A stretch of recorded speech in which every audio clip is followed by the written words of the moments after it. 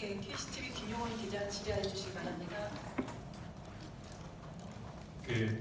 공항 말고 다른 거 좀 질문하겠습니다. 지금 이번에 정부 중소기업벤처기업부에서 특구 관련해서 전기차 특구는 이제 어느 정도 진행이 된다라고 했고, 화장품하고 블록체인 특구는 좀 이제 지금 보류가 됐는데, 여기 회계문에서도 보면 미래 먹거리 산업에는 블록체인 언급은 안 하셨더라고요. 화장품 얘기를 하셨는데, 앞으로 이 블록체인이나 화장품 미래 먹거리 사업 정부의 입장은 이런데 제주도는 이걸 다시 추진하실 의향이 있는지, 아니면 보류하실 건지 입장 듣고 싶습니다. 우선 그 전기차 특구가 우선 협상으로 지정이 됐다가 지금은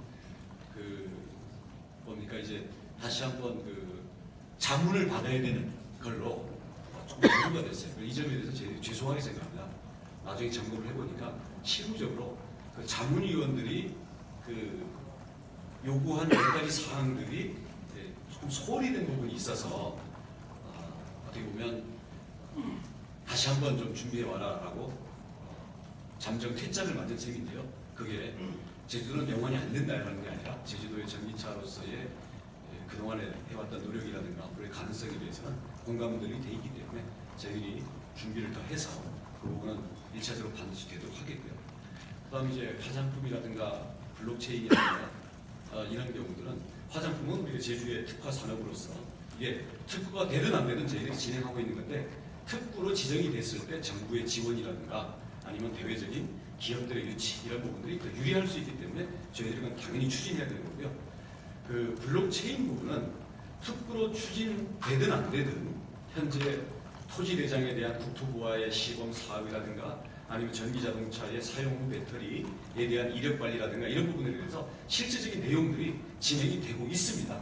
그러니까 저희가 블록체인 특구라고 했을 때는 사실은 암호화폐에 대한 싱가포르나 스위스와 어깨를 나란히 하는 동북아에서의 블록체인과 암호화폐가 연결되는 새로운 산업에 대해서 저희들이 어떤 새로운 성장의 거점으로 됨으로써 제주의 미래 산업의 그런 것들을 큰 틀에서 확보하기 위해서 야심적으로 제시한 건데, 정부가 제주가 안 된다는 것보다는 정부 자체가 블록체인과 연결된 특히 암호화폐와 관련된 특구를 지정하는 부분에 대해서 매우 어떻게 보면 너무나 걱정이 많고 부정적인 신중론이 많아서 어떻게 보면 이 정부가 너무 보수적이라고 할 수가 있겠죠.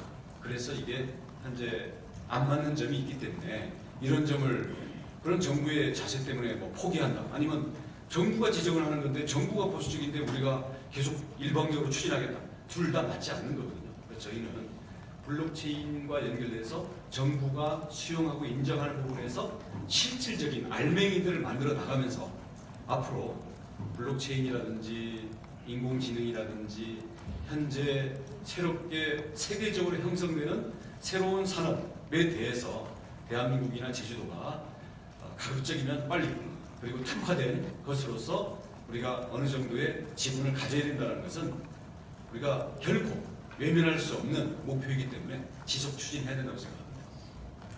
네, 제주투데이 김광모 기자입니다. 네, 안녕하십니까. 제주투데이 김광모 기자입니다. 저희 협치와 좀 관련돼서 여쭤보려고 하는데요. 작년에 지사님께서 취임하시고 나서 도의회와 협치를 강조하셨는데요. 현재 제주도와 도의회 간의 갈등의 골이 좀 깊어지는 것 같습니다. 상설정책 협의회를 갖겠다고 했지만 제대로 된 협의회가 제대로 열리지 못하고 있고요.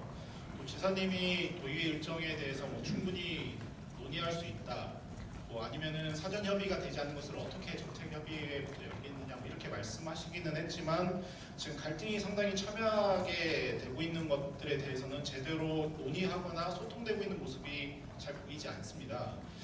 네, 그래서 김태섭 의장님이 지금 시설관리공단 조례안을 직권으로 상정 무리한 것도 그런 대표적인 사례가 아닌가라는 생각이 좀 드는데요. 그래서 지금 제2공항이나 오라관광단지 같은 이런 첨예한 사안들도 있고, 이거는 도의회와 같이 의논해서 풀어나가야 되는 상황인데 이런 협치가 중단되어 있는 건 상당히 큰 문제거든요. 이거를 지금 앞으로 좀 어떻게 개선하실 계획이신지 좀 듣고 싶습니다. 의회와의 정책협의회라는 것은 의회와의 견제 기능 또는 의회의 제도화되어 있는 기능, 주로 상임위라든지 이런 것들이 다 그 영역들, 그리고 권한들이 정해져 있지 않습니까? 그 권한에 따르면 사실은 뭐 의회라든가 원내대표 같은 경우는 현안에 대해서 직접 도랑 상대하는 위치는 아니죠. 그래서 이런 의회의 기구나 조직의 편제를 뛰어넘고, 또 하나는 의회와 집행부가 기본적으로는 견제 내지 대립하도록 되어 있는 것을 뛰어넘어서 우리 도민들에게 우리가 함께 이런 것들이 협의가 됐고 추진할 테니까 도민들의 힘을 더 모으자, 이런 경우에 적합한 틀로서 되어 있는 거거든요. 그걸 떠나서 일상적으로 서로 의견 조정하고 어떤 견제나 반도의 강도를 조정하기 위한 이런 기능은 일상적인 우리의 의회 협력 기능입니다. 그래서 우리 지난해 출범하면서 저희들이 의회와의 협력 그 기능으로서는 예를 들어서 의회의 인사권이라든가 이런 부분들을 저희들이 먼저 의회에 이양한 이런 부분에서 저희가 의지를 표현한 거고요. 그다음 두 번째 단계에서 저희가 정책협의회가 필요하다고 봤던 사안은 사실은 행정실장 직선제죠. 왜냐하면 개편위원회에서 난 안을 의회는 동의할 거냐 말 거냐를 결정하기 때문에 제3의 안을 만들 수가 없어요. 그래서 행정실장 직선제에 대한 제3의 안 또는 그거에 대한 도민들이 수긍할 수 있는 절차를 만드는 것으로 저희들이 제안을 했었는데 의회가 그 좀 조율이 안 된 부분이 있어서 그 부분은 적절치 못하다 또는 모두 있지 않았다 그래서 보류가 되고 넘어갔거든요. 그래서 정책 협의하는 것을 만들어 놓고 도지사를 상대로 도정 질문하고 따지고 비판하고 이럴 거면 그건 의회에서 얼마든지 할 수 있는 거고 지금도 늘 하고 있는 거지 않습니까? 그래서 그렇게 정책 협의 안건으로 넘길 그러한 의제와 그런 것들에 대한 필요성, 이 부분이 무르익지 않았기 때문에 좀 넘어갔던 거고요. 그 다음에 이제 할 수 있는 게 예를 들어서 제2공항 문제 같은 경우가 서로 좀 더 우리 도와 의회가 할 수 있는 틀을 뛰어넘어서 그다음 우리가 의견을 합치해서 어떤 정부나 국회의원들에 대해서까지 우리가 어떤 것들을 제의하자. 그런다면은 정책협의회 틀이 활용될 수가 있겠죠. 근데 지난번 보시다시피 공항에 대해서는 돈은 빠진 채로 당정협의회라는 형태로 그게 진행이 됐고, 지금 도의회는 예를 들어서 우리 지난번에 보전지역 조례라든가 지금 제2공항 갈등을 풀기 위한 방법론 또는 심지어는 거기에 대한 찬반에 대해서도 의회가 이렇게 취합되어 있는 의견에 대해서는 의회도 여러 가지 의견이 분분한 상태 아니겠습니까? 그러니까 그런 상태에서 정책협의회에 올리면 정책협의회의 취지를 살리기보다는 오히려 문제가 더 복잡해지는 상황이 될 수가 있죠. 그래서 저희가 정책협의회로서 적절치 않다라고 봐서 어떻게 보면 서로가 정책협의회를 열면 의회와 도가 서로의 기관의 한계를 뛰어넘은 그러한 협력 틀로서 도민들한테 이걸 제시할 수 있어야 되는데, 앞으로도 이건 열려는 있지만 행정시장 직선제 개편 문제라든지 제2공항 문제 같은 경우에는 그 정책협의회로 올리기 위한 그러한 내용과 사전협의 그리고 그 문제에 해결이 됐던 과제 부분에 대해서 아직 충분히 모아지지 못했습니다. 그런 점이라는 것을 이해해 주시고요. 의회와 도정은 기본적으로는 대립과 견제이고요. 또 그런 것들을 협력하기 위한 과정들을 이제 해 나가는데, 예를 들어서 현재 그 시설공단에 대해서 의회가 나름의 이유가 있어서 제동을 간다면 저희는 얼마든지 그 부분을 존중해서 토론을 할 거고요. 대신 상정조차 안 된다는 것은 이건 진행되다 보면 예를 들어서 그러면 예산안도 제출하면 상정 안 할 겁니까? 반대하고 기각시킬 수는 있지만, 그리고 이걸 그 심의하는 것들도 심화되게 갈 수는 있는 거지만 의회의 존재 이유에 대해서 우리 도민들이 다 보고 있다는 점도 감안해야 된다고 생각합니다. 대신 우리 공단의 문제 같은 경우에는 의회가 얼마든지 검토 의견을 제시할 수 있는 거고, 사실 저희들도 이 부분들에 대해서 충분히 의견 수렴을 더 해야 된다고 생각하고 있기 때문에 그거에 대한 자체가 서로 극단적인 대립이다 이렇게 볼 필요는 없겠습니다. 네, 제주의 소리 자용철 기자님.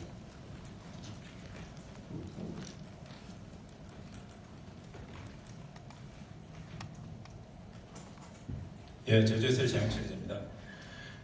민선 6기에서부터 민선 1년까지 성과로 정리를 한 게 제주의 핵심 가치인 청정 자연을 지키기 위한 난개발 방지와 중산간 개발을 엄격히 제한한다라고 정리가 되어 있는데요.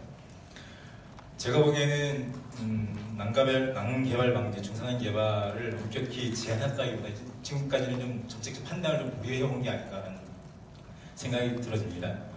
당장 오라관광단지부터 송악산 개발 문제, 동물 테마파크 조성 사업에 대해서는 정책 결정의 판단의 시기가 왔다라고 보여지는데 이 세 가지 사안에 대해서 어떻게 처리해 나갈지에 대한 방향성을 좀 제시해 주셨으면 좋을 것 같습니다. 여러분 아시다시피 제가 5년 전 취임했을 때는 중산간에 걸친 그런 개발 예정이나 투자처를 비롯해서 한 20여 개 가까운 것들이 사실 행정의 입장에서는 다 적극 유치와 추진 그리고 또 JDC와 관련된 이런 그 후에 제안들도 사실 많이 들어왔었고요. 그래서 야 그래도 뭐 오라가 남아있지 않냐 이런 관점에서 보면 사실 컵이 반이 비었냐 반이나 남았냐 이런 문제일 수 있다고 생각하는데 방향 자체는 오히려 지금은 원지사 취임한 이후에 새롭게 유치된 개발 투자 뭐 있냐? 뭐가 있습니까? 5년 동안 새로 유치된 투자 있긴 있습니다. 사실은 그런 부분에 대해서 혹시 우리가 너무 경직되게 하고 있는 게 아닐까라고 되돌아봐야 될 정도고요. 결국은 큰 틀에서 보면 정리해 나가는 과정입니다. 근데 그동안 다 행정 절차를 거쳐서 어느 단계에 있는 것을 자, 다 어떤 걸로 돌릴 수 있는 그런 대한민국 내지는 제주의 행정 체계 자체가 아닙니다. 그 점에 대해서 이해하실 거라고 보고요. 지금 염려하시는 송악산 또는 오라관광단지, 오라관광단지 같은 경우는 지금 환경영향평가에서 대부분 저희들이 어떤 비상수단으로 자본검증이라는 것을 사실은 진작에 됐어야 되는 건데 늦었지만 자본검증까지 넣어서 도의회의 그 심의와 우리 도지사의 최종적인 종합적인 평가를 갖겠다.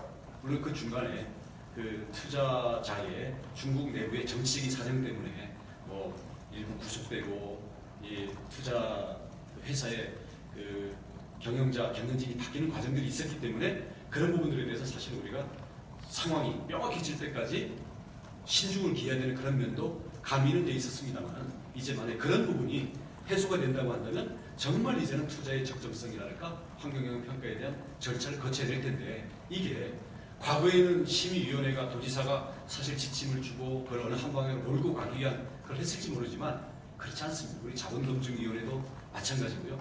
환경영향평가 뭐 끝난 데들은 뭐 어쩔 수 없겠지만 이런 부분들에 대해서는 거기는 거기대로 진행이 되고 오면 도의회는 도의회대로 도지사는 도지사대로 종합적인 걸 할 텐데 저희가 약속했던 것처럼 제주의 핵심 가치 우리 제주의 자연환경을 보존해야 된다는 것 다음 제주의 가치에 걸맞는 투자 내용이어야 된다는 것 그리고 산업 간에 지금 현재 부동산 그리고 그걸 특히 JDC로부터 땅을 사서 이거를 개발하고 이걸 분양해서 초기에 개발 수익으로 다 회수해가는 이런 방식의 투자는 우리가 이미 해왔던 최소한의 것은 모르겠지만 이런 부분에 대한 우리가 투자를 균형을 맞춰나가겠다 이런 방침을 확고히 갖고 있기 때문에 그런 거에 맞춰서 하겠습니다. 그래서 송악산, 오라관광단지 우리 뭐 동물 테마파크는 뭐 그런 투자 성격이 조금 다른 거라고 보고요. 그래서 크게 이 두 가지 부분에 대해서는 우리 도정으로서도 뭐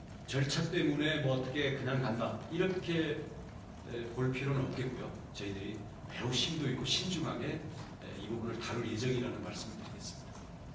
네, CBS 이익 기자입니다.